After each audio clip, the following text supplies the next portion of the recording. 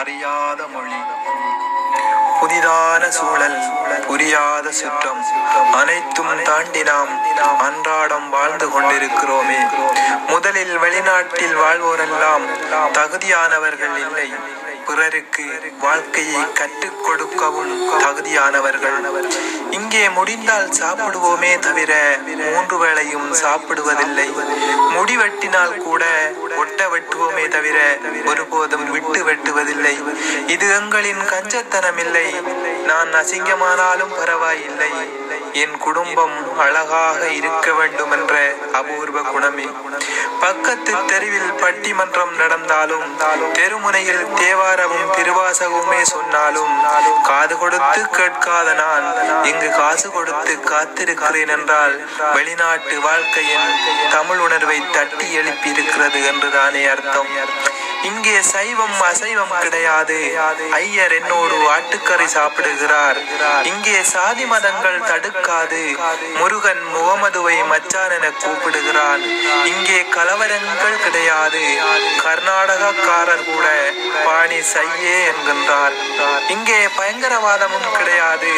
பாகிஸ்தான்காரரின் பக்கத்து அறையில் தான் உள்ளார்.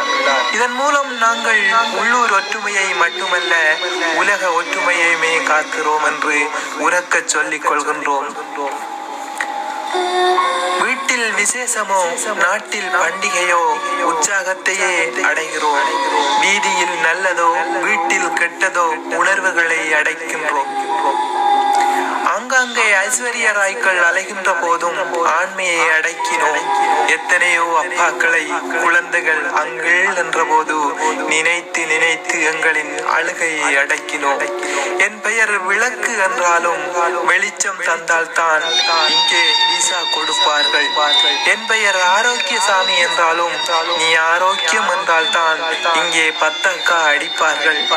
என் பெயர் நல்லவன் என்றாலும் வழக்கு இல்லை என்றால் தான் இங்கே உன்னை வழி அனுப்பி கூட வைப்பார்கள். ஆகவே நாங்கள் திடம் வாய்ந்தவர்கள் மட்டுமல்ல, தரம் வாய்ந்தவர்களும் கூட. என் குடும்பம் விவசாய குடும்பம். ஆனாலும் அவர்கள் மழையின் வருகையை விட என் வருகையை தான் அதிகம் எதிர்பார்த்து காத்திருக்கின்றார்கள். இப்படியாக அன்றாடம் மறுத்து போய் வாழ்பவர்களுக்கு மத்தியில் ஆவலோடு அனுபவிக்க வாழ்வது அயல்நாட்டு வாழ்க்கை மட்டும் தானே. வியர்வை சிந்திய காசி வெளியில் நின்று ஒரு சிகரெட்டு பிடித்தால் பந்தா பண்ணுகிறான் என்றான் என் பக்கத்து வீட்டுக்காரன்.